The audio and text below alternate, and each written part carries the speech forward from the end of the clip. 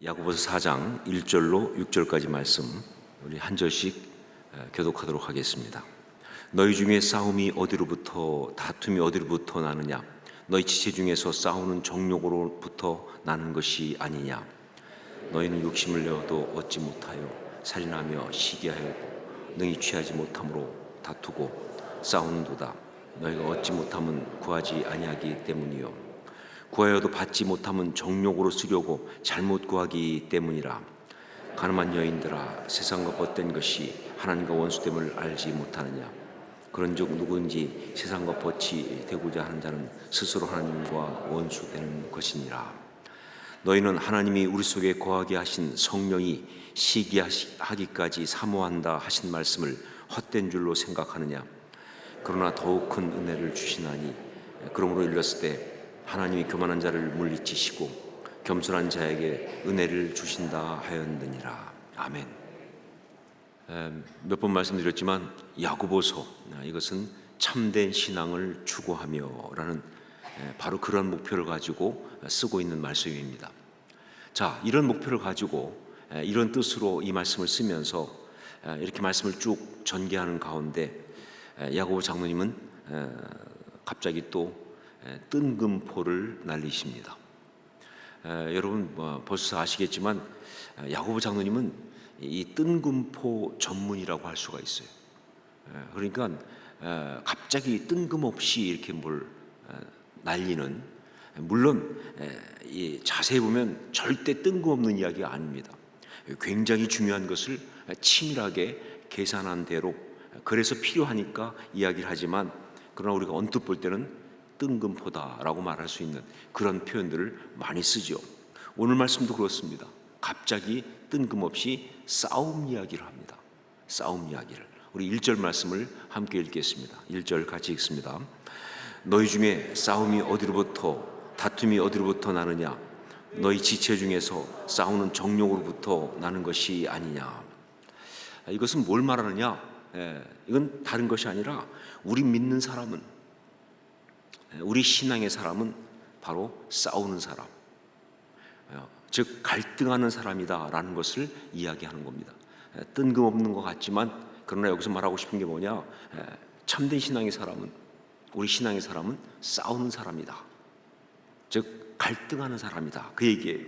그 앞에서도 갑자기 선생을 얘기하면서, 그러면서 신앙의 사람은 바로 누구냐? 선생, 즉 말씀에 따라서 삶을 지혜롭고 아름답게 살아가는 사람, 그래서 그렇게 영향력을 미치는 사람, 그게 신앙입니다 라고 이야기했던 것처럼, 또 그 뒤에는 또 선행이란 말을 가지고 신앙인은 바로 지혜로움으로 사랑받는 사람, 매력 있는 사람, 그런 사람이라고 말했던 것처럼, 그렇게 여기에서는 이 질문을 통해서 신앙인은 이렇게 싸우는 사람이다, 스스로 갈등하면서 싸우는 사람이다 하는 것을 이야기하고 있는 겁니다. 제가 알던 분 중에 믿지 않다가 그러다가 사업에서 함께 사업하는 분 중에 어떤 분을 통해서 전도를 받아가지고 좀 늦게 믿음을 갖게 된 분이 있어요. 그런데 그분이 참 감사하게도 그분을 전도한 분이 그냥 전도만 하고 끝낸 것이 아니라 그야말로 이 애프터 서비스를 확실하게, 그래서 이분을 그냥 이렇게 전도가 끝난 것이 아니라 이 사업하는 분들이 모이는 CBMC라고 하는 그 성경 공부 모임으로 인도했어요. 그래서 같이 성경 공부를 하게 하면서 신앙을 이렇게 양육을 한 거예요. 그런데 이분이 정말로 그 성경 공부에서 은혜를 받고, 그리고 원래 그 스타일도 그러니까 사업하듯이 신앙생활도 열심히 하기 시작했어요. 그래가지고 정말 은혜 받고 막 신앙생활 열심히 하고 아주 귀한 어떤 그런 모습으로 성장해 가고 있었습니다. 자, 그런데 그러던 어느 날 성경 공부를 하면서, 그 성경 공부를 제가 인도했으니까 저한테 묻더라고요. 예수님을 믿으면 구원을 받고 행복해진다고 그렇게 해서 자기가 믿게 됐는데, 물론 맞다. 솔직히 자기가 정말 예수 믿고 나서 너무 감사하고 행복하고 진짜 구원받은 거 내가 아는데, 그런데 솔직히 다른 면에 보면 예수 믿고 나서 마음에 갈등이 더 많아진 것도 사실인데 이거 어떻게 된 거냐, 그런 얘기예요. 옛날에는 하지 않던 그런 갈등, 옛날에 하지 않던 고민, 그런 싸움을 스스로 해야 하니까 이거 대체 뭐가 좀 잘못된 건가?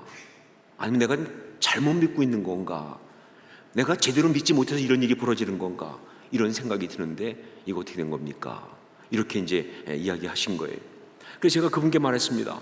조금도 잘못된 것이 없습니다. 예수 믿고 신앙생활하면서 갈등이 생기고 그러면서 정말 자기 안에 싸움을 하는 것은 그건 당연한 것입니다. 로마서 7장을 보면 거기 보면 바울 사도도 오라나는 곤고한 사람이로다 하면서 갈등하지 않습니까? 원래 신앙생활은 그런 싸움을 끊임없이 하는 겁니다. 다만 세상에서의 어떤 것과 다른 거 뭐냐면 그 싸움을 믿음으로 계속 이겨나가는 것, 이게 바로 신앙생활인 것입니다 라고 제가 얘기해 줬어요. 그랬더니 그분이 좀 재밌는 분이니까 근데 그런 이야기를 왜 처음 전도할 때 말해주지 않느냐는 거예요. 자기도 물건을 팔지만 당연히 그럴 때 이런 일이 있다는 걸 다 말해줘야지. 그때 분명히 말하기를 그냥 예수 믿으면 행복합니다, 행복해집니다 라고만 얘기했으니까 이거 그거 좀 그렇지 않느냐 그런 거예요. 그래서 제가 그랬어요. 맞습니다. 예수 믿으면 행복하다는 거 맞습니다. 절대 거짓말한 것도 아니고 맞는 얘기다. 왜냐하면 진짜 행복은 어디서 오느냐? 바로 그 싸움을 하면서 오기 때문에. 그 싸움을 하면서 그 싸움을 이겨나가면서 거기에서 세상이 줄 수 없는 진짜 행복이 오기 때문에. 그게 진짜 행복이지. 그냥 아무것도 그냥 힘든 거 없는 그거 행복이 아니니까. 그리고 더 중요한 것, 그렇게 싸움을 하면서 그 가운데 이기면서 행복해지면서 그러면서 사람들이 바로 아름답게 변하는 겁니다. 그렇게 변화하는 겁니다. 그래서 이게 틀린 말 한 게 아니라 맞는 얘기 한 겁니다. 그렇게 제가 얘기를 해줬습니다. 여러분, 그래 우리의 또 다른 이름은 뭐냐? 신앙인의 또 다른 이름은 뭐냐? 바로 싸움하는 사람이에요. 갈등하는 사람입니다.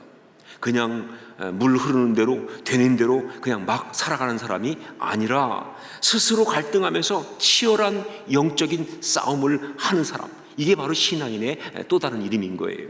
자, 그런데 이런 싸움하는 사람으로서 우리가 정말 참된 신앙을 추구하면서 그렇게 신앙생활을 하려고 할 때 그때 그 싸움이 어디에서 일어나는지, 그리고 그 싸움이 어떤 것인지 바로 그걸 알아야 합니다. 그래야만이 우리가 그 싸움을 제대로 할 수 있으니까. 그냥 싸우는 게 아니라 그 싸움이 어디서 일어나느냐, 그리고 그 싸움이 어떤 것인지 이것을 알아야 한다. 여러분, 자, 신앙인이 싸움을 하게 되는데, 그런데 이 싸움, 우리가 싸우는 이 싸움 어디서 일어납니까? 그 싸움은 어떤 싸움입니까? 여러분이 하고 있는 싸움 어디서 일어납니까? 그 싸움은 어떤 싸움인가요? 우리 1절 말씀을 다시 한번 읽겠습니다. 1절 읽습니다. 너희 중에 싸움이 어디로부터, 다툼이 어디로부터 나느냐? 너희 지체 중에서 싸우는 정욕으로부터 나는 것이 아니냐? 어디로부터 나느냐? 그랬어요. 그때 답이 뭐예요? 너의 지체 중에서 싸우는 정욕으로부터 나는 것이 아니냐? 즉 그 싸움이 어디서 일어나느냐? 마음 속에서 일어난다는 거예요. 이 마음 속에서 일어난다는 거예요. 영적인 싸움 맞아요. 하지만 그 싸움은 우리의 마음 속에서, 우리 마음 가운데 일어나고 있는 것이다. 여러분, 그렇습니다. 영적 전쟁은요, 우리 밖에 있는 어떤 영적 세력과 그것과 치고받고 싸우는 싸움이 아니에요. 사실은요, 정확히 말하면 그게 메인이 아니에요. 저 밖에 있는 저 귀신들 이것들하고 한밤중에 일어나서 이렇게 무슨 테마록 같이 이렇게 그렇게 하는 거 아니에요. 그런 싸움은 거의 없습니다. 우리가 하는 영적 싸움에 그런 것들은 거의 없어요. 물론 있을 수 있죠. 하지만 우리는 그런 싸움 거의 하지 않습니다. 그렇다고 영적 싸움, 그러니까 우리가 알 수 없는 어떤 영적인 세계에서 일어나는 어떤 그런 그것도 아니에요. 주로 우리가 하는 영적 싸움은 바로 어디서 일어나느냐? 우리 마음에서 일어나는 거예요. 우리 생각 속에서, 그리고 우리의 감정 가운데. 그게 바로 우리가 하는 영적 싸움이에요. 자, 그런데 야고보 장로님은요, 이 영적인 싸움이 어디서 일어나느냐 하는 것을 갖다가 말하면서 거기서 끝이 아니라 거기다가 슬쩍 이 싸움의 핵심, 그래서 이 싸움을 이길 수 있는 방법, 아주 핵심적인 요소, 이것을 슬쩍 같이 이야기해주고 있습니다. 그게 바로 뭐냐? 그 싸움은 이 지체 안에서, 즉 우리 안에 있는데 어떻게 오느냐? 정욕으로부터 온다, 이렇게 얘기하고 있대요. 우리 이 지체 그 중에서 싸우는 정욕으로부터, 우리 안에 있는 정욕으로부터 온다, 이렇게 이야기하는 거예요. 그래요. 영적인 싸움은요, 우리 마음에서 일어나는 싸움인데, 그것은 바로 어떻게 오느냐? 우리 마음 속에 있는 죄된 본성으로부터 온다는 거예요. 마귀가 공격하는 건 맞아요. 하지만 직접 공격하는 것이 아니라 우리 속에 있는 뭐예요? 죄된 본성을 이용해서 공격하니까, 죄된 본성 때문에 일어나는 거예요. 우리 인간이 타락했을 때, 그때 우리 속에 있는 본성이, 그것이 죄로 인해서 함께 타락했어요. 그러면서 이것이 말이죠, 욕심, 또 이기심, 그리고 자기 자랑, 이런 식으로 말이죠, 죄된 본성이 된 거예요. 그러니까 본성 자체는 원래 나쁜 게 아니었는데 타락하면서 우리의 본성이 죄된 본성이 됐는데, 그래서 이기심이, 그래서 욕심이, 그래서 자기 자랑이 된 거예요. 자, 그런데 이것이 바로, 이것이 우리 속에 있으면서 우리가 거룩한 사람으로 살아가려고 할 때 이게 속에서 있으면서 끊임없이 갈등을 일으키는 거예요. 나는 거룩한 사람으로 살고 싶은데, 은혜 받았으면 그렇게 살려고 하는데 이 본성이, 죄된 본성이 아직도 우리 속에 있어서, 그래서 이거 끊임없이 싸움을 걸어옵니다. 갈등하게 하는 거예요. 이것이 바로 우리가 하고 있는 영적 전쟁의 핵심이에요. 자, 그러므로 우리가 이 영적 전쟁을 정말 잘하려고 하면, 이 싸움을 정말 잘하려고 하면요, 이 우리 속에 있는 이 죄의 본성, 이것에 대해서 제대로 파악할 필요가 있습니다. 자기 안에, 자기 내면을 제대로 파악하지 않으면요, 절대로 영적 전쟁 제대로 할 수가 없어요. 참 많은 사람은요, 그 안에 있는 죄된 본성에서 오는 생각임에도 불구하고 자기 생각이니까 그냥 내 생각인 줄 알아요. 자기 느낌이니까 그냥 내 감정이니까 자기 느낌, 그것이 그냥 내 느낌인 줄 알아요.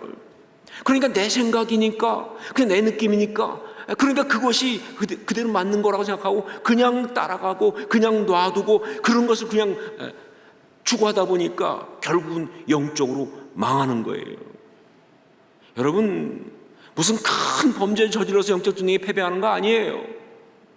무슨 대단한 어떤 사건 때문에 무너져서 패배하는 거 아니에요. 바로 내 속에 있는 사실은 죄된 본성인 그것을 잘 파악하지 못하고, 그게 그냥 내 생각이니까, 내 생각에 이게 맞는 것 같거든요, 내 느끼면 이게 맞는 것 같거든요 하면서 그냥 그걸 따라가면서 마귀의 앞잡이가 되는, 그래서 정말 죄에게 패배하는, 영적인 패배와 실패를 하게 되는 일이 너무나 많다는 것이죠. 이게 문제입니다. 자, 바로 이런 부분, 즉 이 내면의 문제, 영적인 것, 이런 것들을 갖다가 아주 실감나게 예를 들듯이, 그렇게 확실하게, 그러면서도 우리가 영적으로 가장 많이 빠질 수 있는 실제적인 문제로 말하고 있는 어떤 주제가 바로 뭐냐? 오늘 말씀에서 기도라는 거예요.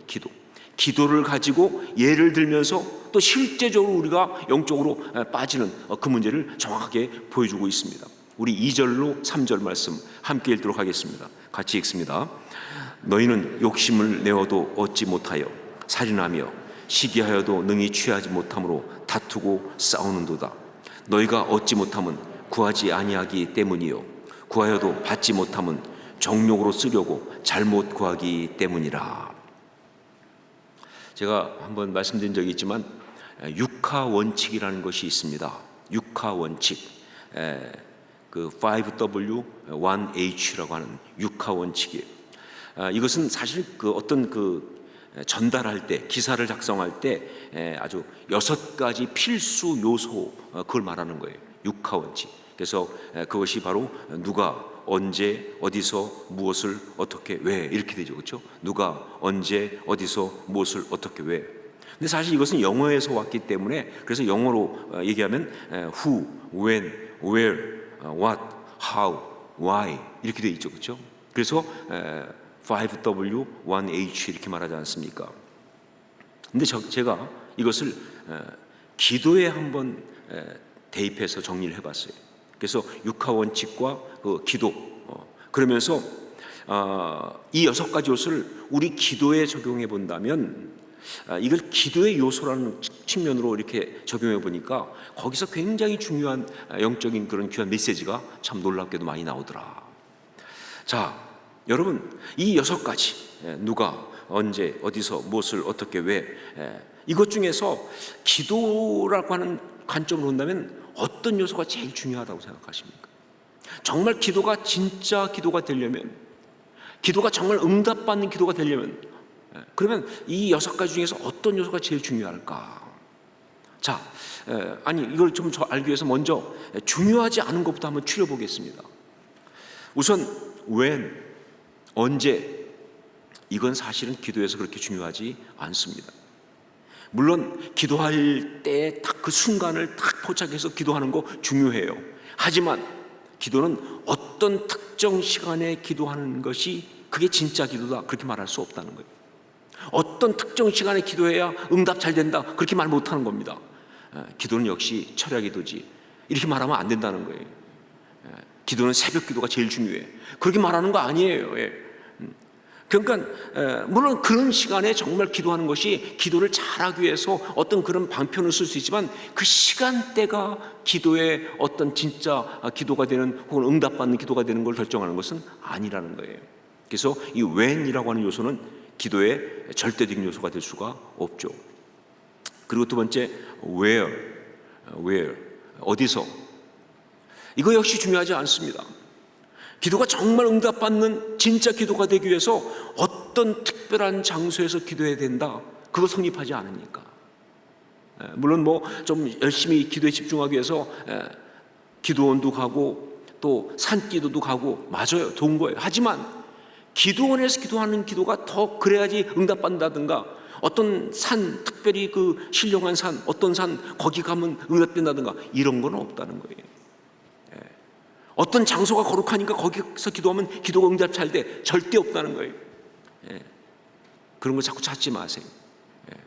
혹시 있으면 저한테 알려주세요. 그런 건 없어요.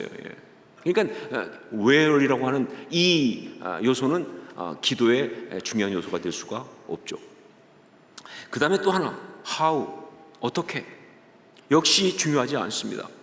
자, 기도할 때 눈을 감고 기도하느냐, 손을 모으고 기도하느냐, 혹은 통성으로 기도하느냐, 아니면 묵상으로 기도하느냐, 이런 것들 역시 기도에 집중하기 위한 방법일 뿐이에요. 여러분, 기도할 때 왜 눈을 감습니까? 기도 잘하려고 감는 것이죠. 근데 눈을 안 감는다고 해서 기도가 안 됐다든가 이럴 수 없잖아요. 그렇죠? 여러분, 정말 그 모든 것들은 그냥 기도의 어떤 기도를 잘하기 위한 그냥 방법들일 뿐이지, 그것이 응답받는 기도를 만드는 본질적인 것은 절대로 아니다 하는 것이죠. 결국은 이 세 가지는요, when, where, 그다음에 how, 이것은요 기도의 외적 조건을 만드는 요소입니다. 그래서 이거는 정말 응답받는 진짜 기도가 되게 하는 중요한 요소가 될 수가 없어요.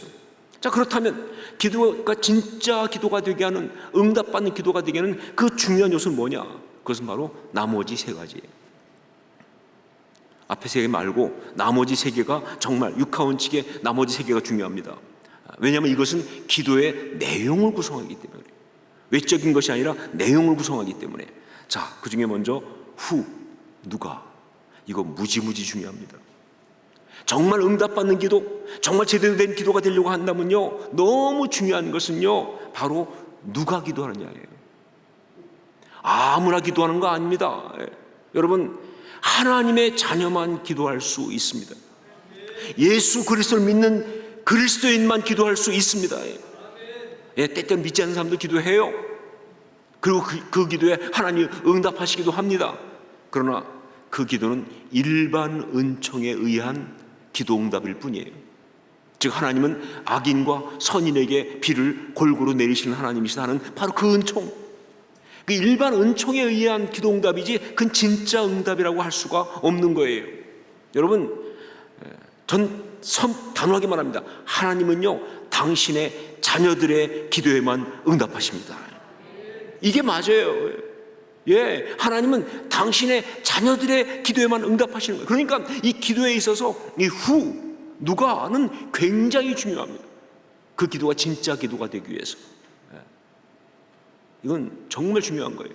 자, 그런데 그렇다면 하나님의 자녀가 기도하기만 하면 무조건 다 응답되느냐? 하나님 자녀가 기도하기만 하면 하나님이 그냥 다 자동으로 다 응답해 주시느냐?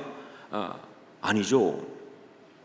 하나님의 자녀가 돼서 기도하는 것이 중요하지만 또 하나, 그 기도가 응답되기 위해서 중요한 게 뭐냐? What? 무엇을? 그 기도하는 내용이 굉장히 또한 중요합니다. 그것에 따라서 응답이 되기도 하고 아닐 수도 있는 거예요. 요한일서 5장 14절 말씀, 그를 향하여 우리가 가진 바 담대함이 이것이니 그의 뜻대로 무엇을 구하면 들으심이라. 이 말씀처럼 하나님은 우리가 하나님의 자녀로서 하나님께 기도하는 것에 대해서 다 응답하시지만 그러나 반드시 한 가지 조건이 있어요. 그 구하는 것이 그의 뜻대로, 즉 하나님의 뜻에 맞는 것이어야 한다는 거예요. 왜냐하면요, 잘못된 걸 구하면요, 하나님 뜻이 아닌 걸 구하면요, 하나님은 응답하실 수 없어요. 왜? 응답하는 게 저주니까. 사랑하시니까 응답 못 하시는 거예요. 안 하시는 거예요, 응답이요. 정말 그러니까 그 기도가 진짜 응답되려면요, 하나님의 뜻에 맞는 바로 이 what, 무엇을, 이게 너무너무 중요한 요소인 거예요. 자, 바로 그래서 기도의 응답을 위한 사실은 어떻게 보면 가장 중요한 요소, 전 그것이 바로 why, 왜라고 생각합니다. 즉 그 무엇, 그걸 기도하는데 정말 그게 중요하기 위해서는, 그 후 하나님 자녀가 기도하는데 그게 정말 중요하기 위해서는요, 그렇게 간구하는 이유가 뭐냐 하는 거예요. 그렇게 간구하는 그 어떤 의도가 뭐냐 하는 거예요. Why? 하나님의 자녀로서, 하나님의 사람으로서, 예, 맞아요. 하나님 사람 맞아요. 그리고 진짜 열심히 경건한 모습을 가지고 그렇게 하나님 앞에 기도하는데 그 기도의 내용이 너무 성경적이에요. 언뜻 볼 때는 그 기도의 내용이 볼 때는 올바른 것처럼 보여요. 그런데 why? 즉 그렇게 기도하는 그 중심의 의도가 저 밑에 숨겨놓은 자기 어떤 욕심이나 자기 과시나 혹은 죄된 본성, 어떤 상처, 이런 것이라고 한다면, 그래서 사실은 그게 마귀에게 이용당하고 있는 그런 것이라고 한다면 이건 절대로 바른 기도가 될 수 없고 이건 절대로 응답될 수가 없는 것이다. 여러분, 그렇기 때문에 진정으로 기도하는 사람은요, 가장 먼저 반드시 그리고 계속 바로 이 why, 이거를 살펴야 돼요. 즉 지금 내가 기도하는 내 마음의 갈망이, 이 내 마음의 어떤 그런 중심이 어디서 오는 거냐 하는 것을. 왜? 말씀드렸잖아요. 우리 안에 뭐예요? 죄된 본성이 여전히 있으니까. 예, 어디서 오는 거냐? 어떤 사람 보면요, 정말 그냥 다른 사람 보면서 그냥 그 사람에 대해서 괜히 이렇게 축복하고 싶지 않아.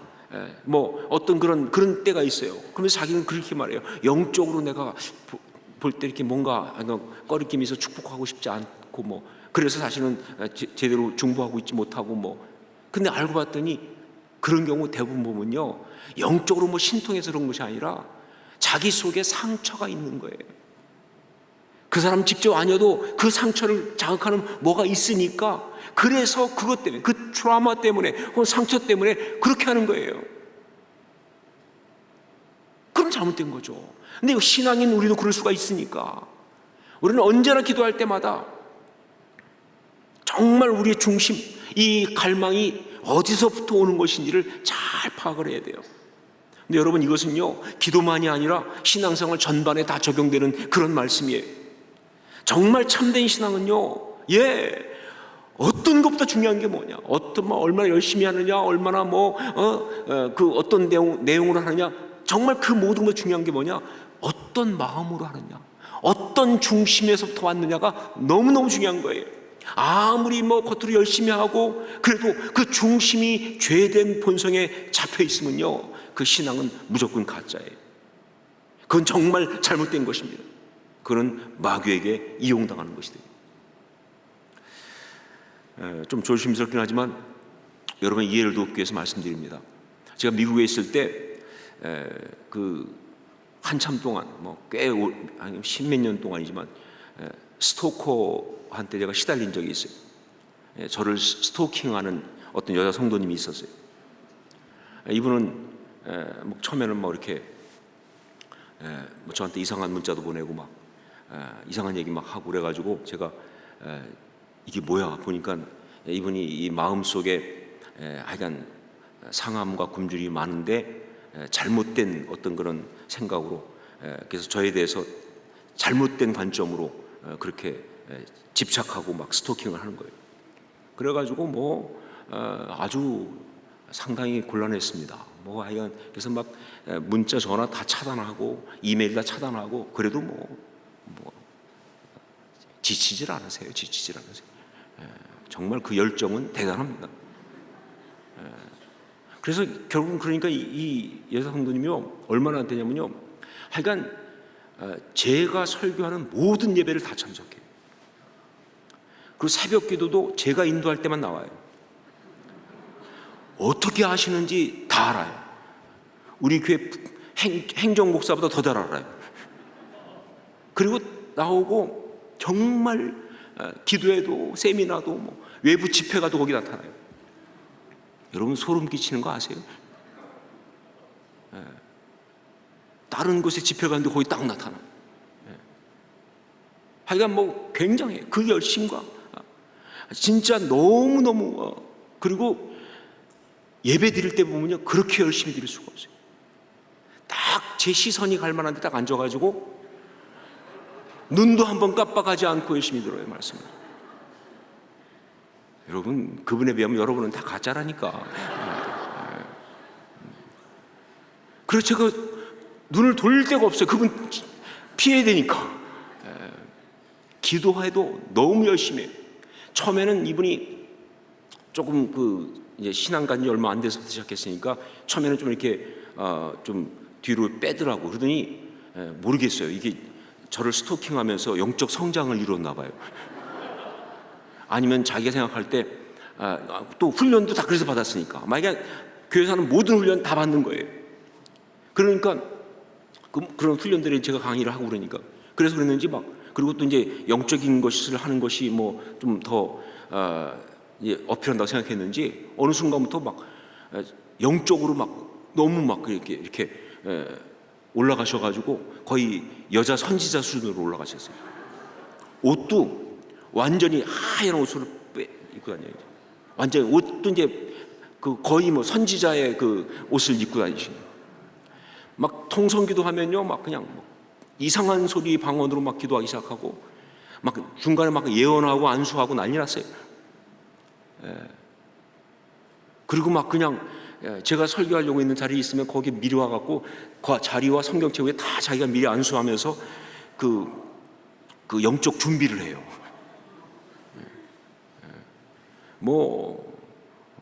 하여간 대단히 헌금도 참 많이 합니다. 물론 제가 보이도록 하지만 항상.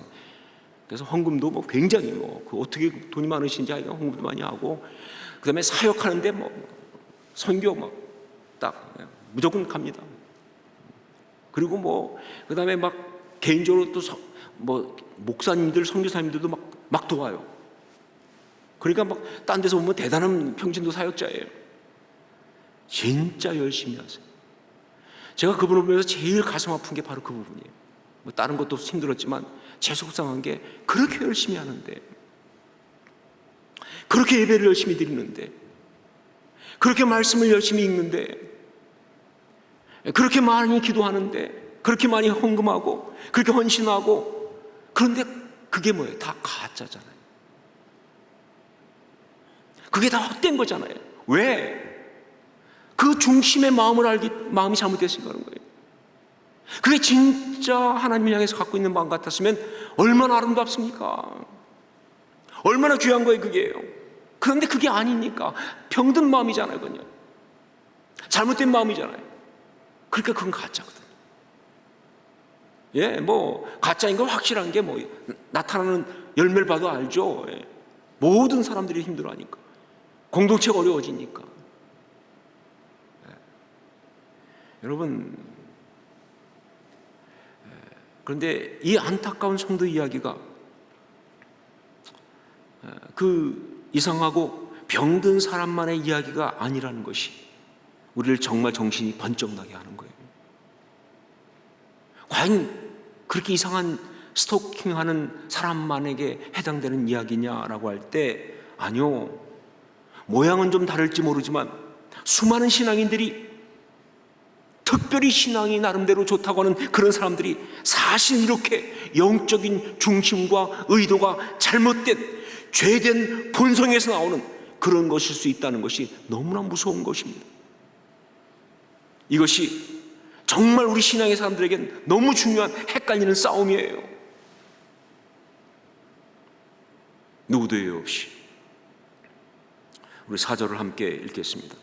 4절 말씀 함께 읽습니다. 가늠한 여인들아, 세상과 벗된 것이 하나님과 원수됨을 알지 못하느냐. 그런 중 누구든지 세상과 벗이 되고자 하는 자는 스스로 하나님과 원수되는 것이니라. 여기 나온 가늠한 여인들아 라는 것은요, 어떤 특정 여인을 말하는 거 아니에요. 이건 바로 그렇게 중심의 의도가 죄된 본성에서 나오고 있는 그 신앙인들을 말하는 거예요. 속에 죄된 본성을 가진 채 그 죄된 본성에 나온 그 의도로 그렇게 신앙생활을 열심히 하는 것처럼 하는 그 모든 사람들, 이건 사실은 우상 숭배하는 것과 똑같은 거니까. 자기라는 우상을 섬기는 거예요.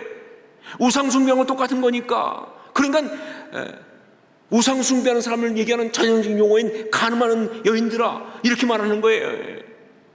더 무서운 얘기 뭐냐? 바로 그 사람들은 누구냐? 하나님과 원수된다.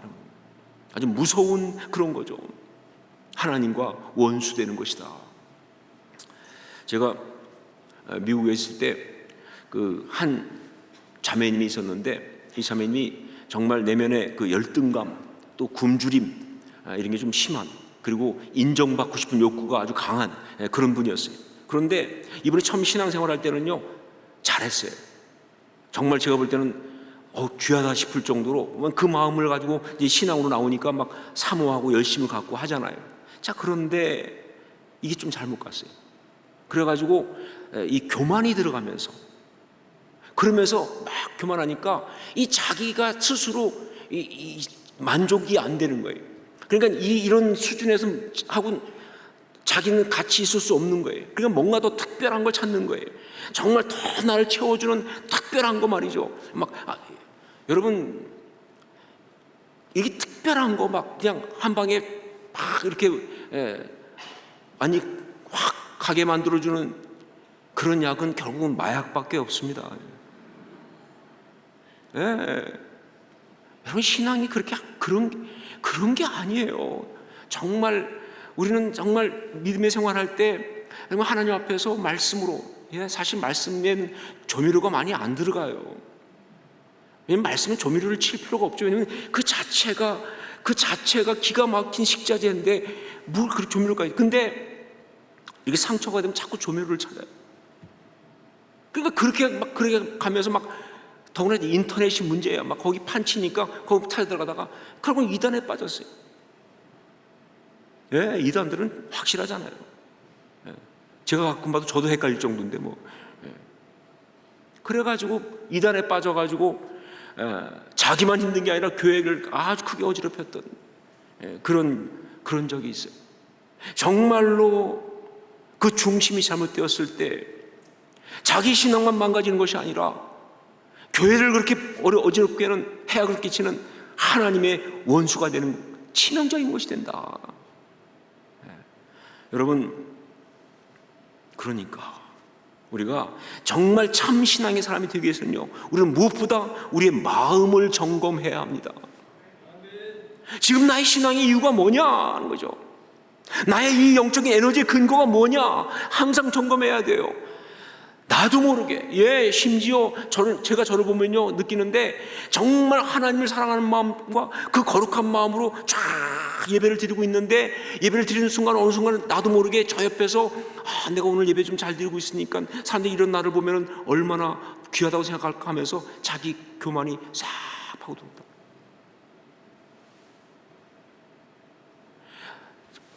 나도 모르게 하는 순간에 갑자기 자기 속에서 어떤 그런 말씀을 듣는데 갑자기 어떤 사람을 향한 용서하지 못한 상한 어떤 저주의 어떤 그 마음이 싹 파고 들어온다. 예, 무섭습니다. 그렇기 때문에 우리는요, 정말 우리 내면을 철저하게 잘 봐야 돼요. 지금 나의 이 영적 의도가 뭐냐, 영적 에너지의 근거가 뭐냐, 자기가 점검해야 돼. 자기를 알아야 돼요. 만약에 그걸 자기가 모르고 이게 진짜 뭐 자기 잘하는 줄 알고 있으면요, 열심히 할수록 심각한 거예요.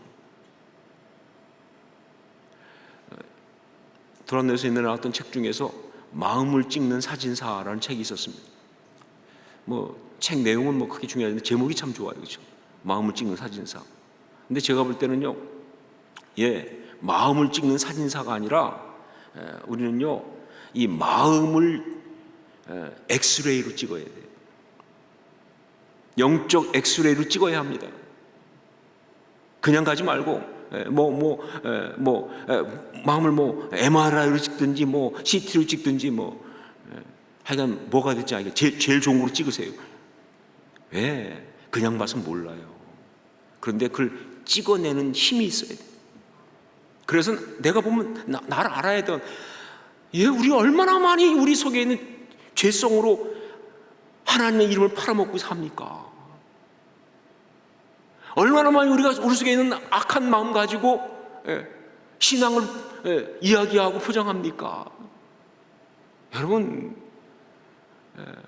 아니 예수님의 제자 베드로도 오죽하면 그 주님 앞에서 그렇게 놀라운 고백을 한 다음에 그 다음에 자기도 모르게 나간 게 뭐예요?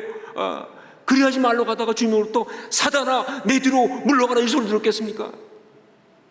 그게 과장법이에요? 그게 무슨 허황된 얘기입니까? 아니죠. 정확한 얘기 아니에요. 우쭐하니까, 자기 의가 생기니까. 그러니까 우리는 언제나 우리 마음을 정확하게 감찰하면서 이걸 찍어내야 돼요.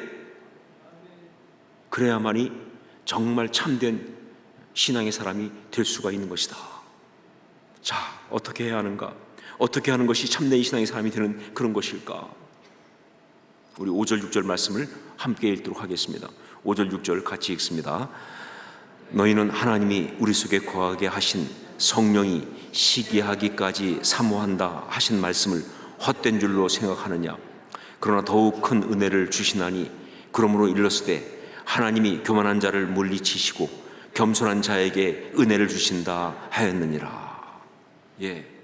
성령께서 주시는 그 마음, 이것이 바로 우리의 신앙의 이유가 되고 이것이 바로 우리의 영적인 이 에너지의 근거가 되어야 합니다.